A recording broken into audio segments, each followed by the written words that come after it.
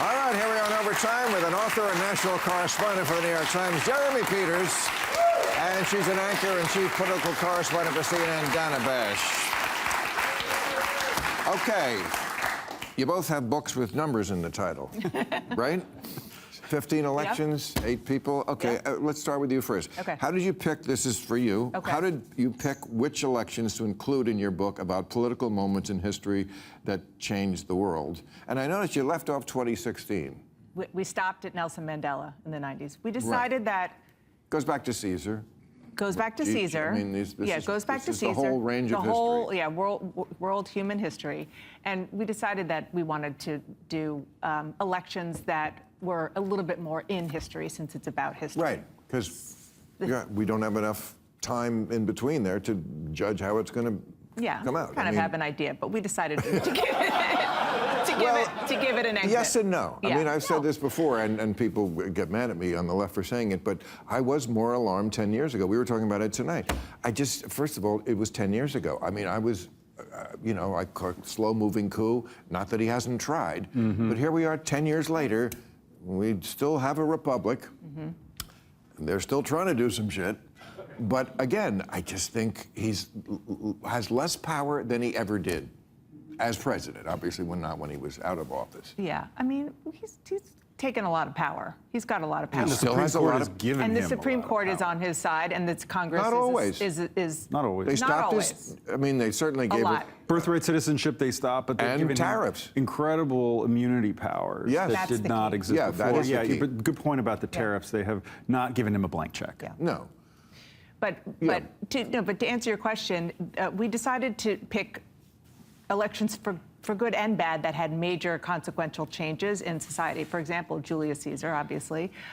We talked about not just elections for individuals in elected office, but the Mayflower Compact, for example, which really set up a democratic institution for the people who are coming to this new land at the beginning. And then, as I said, we all go all the way to Mandela, but we talk also about Martin Luther King and about global elections that Adolf Hitler. He wasn't directly elected, but an election in Germany. Well, an election in Germany in the Nazi Party. He was elected chancellor. Yes, in the Nazi Party, and then he was made They thought they could control him. In a parliamentary system, precisely. So that was obviously an example of an election that had enormous consequences, not good ones. No, I mean, at our Constitutional Convention, when they created the office of the presidency, that was completely unprecedented. Unprecedented. There had never been, I mean, there had been courts before, for sure, throughout history, and there had been legislatures. What there hadn't been is an executive who wasn't a king. Yeah, and they called him His Excellency at the beginning. Yeah. They didn't know what else to call him, and he said, they came up with the term president. No, at every turn, he did the right thing, Washington. I mean, they wanted to Hamilton wanted a much stronger presidency than we even have now. And one of the elections that we chose was the election after, because Washington was so unique, the very tough election between Jefferson and Adams. And that could have gone a whole different way, but it ended up working out just by the skin of their teeth that they were able to sustain this democracy after Washington. Okay. And what about the 8 people you talk about? Well, I mean, my idea for my book was that, when you're looking at the chart on the wall or the placemat that they give you when you're a kid of all the U.S. presidents, and you see, George Bush, Barack Obama, who?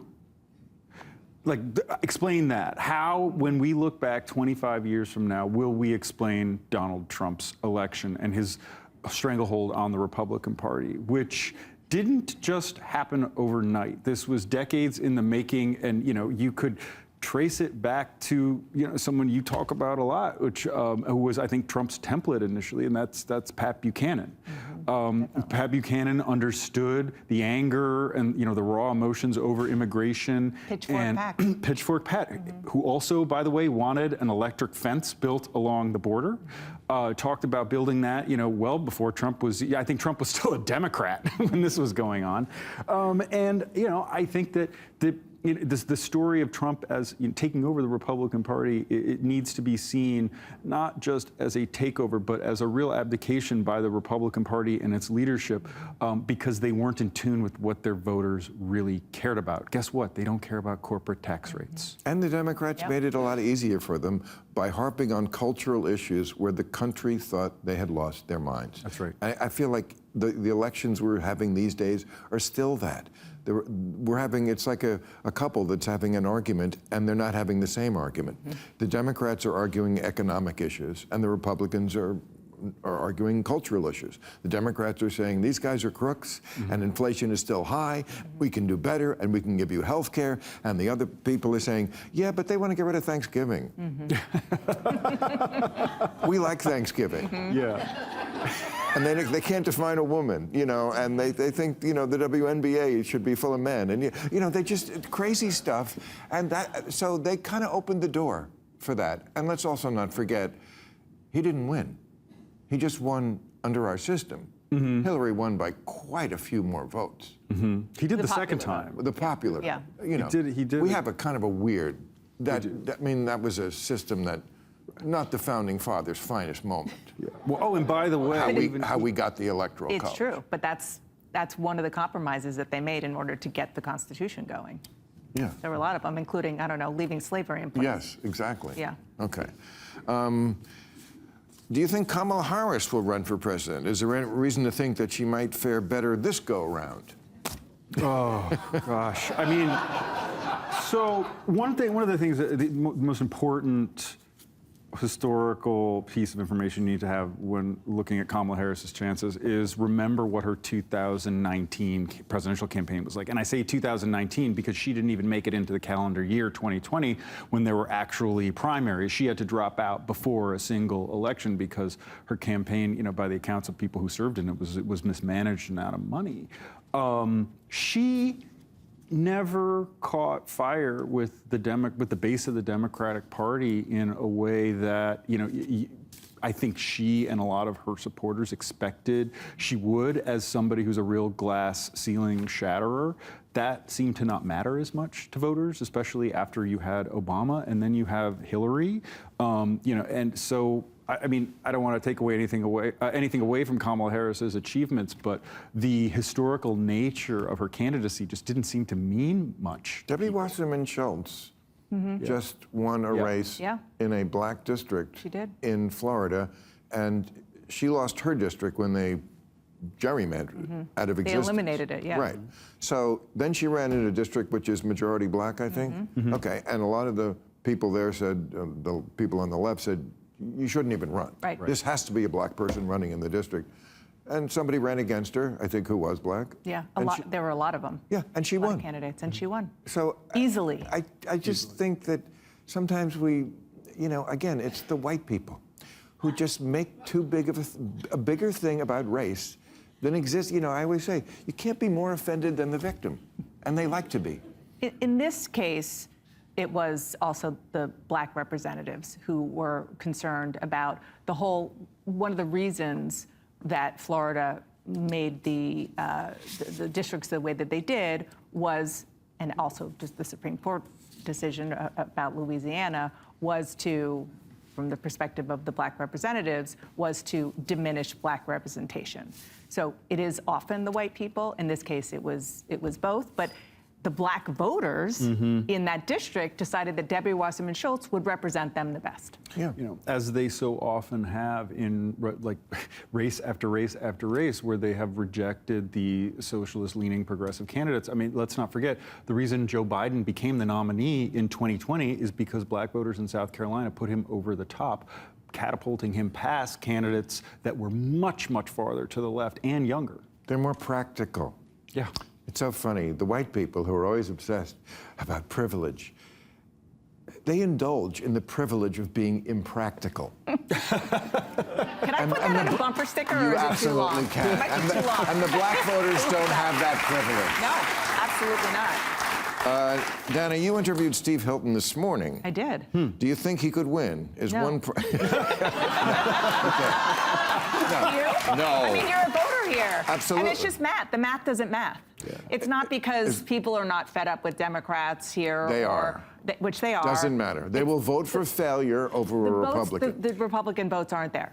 But what a change that was from 20 years ago Yeah. when you were electing, or maybe more than 20 years ago, Arnold 20, it was Schwarzenegger. exactly 20 years so, I mean, the Republican brand back then is much different than it wasn't MAGA-fied. That's Trump. Then. That's as Trump. long as that's, Trump yeah, that's is exactly right. the guy with the R by his name, this state will never. Once he's gone, I think you'll see a difference because we do recognize failure, and we do have a lot of it, and we're fed up. We pay a lot of money, and we don't feel we get our money's worth. What does the panel think of the backlash against Flock's surveillance cameras? Why is that funny? Are people right to be concerned about their privacy? Well, you know what Flock cameras, I guess everybody does. They're everywhere, right? And they record everything. They record every car that passes, the license plate. There's obviously been some things that no one could defend, like cops using them to track their old girlfriends or new girlfriends or ex-wives. Or work girlfriends. Or work girlfriends. That's not what I mean by workplace.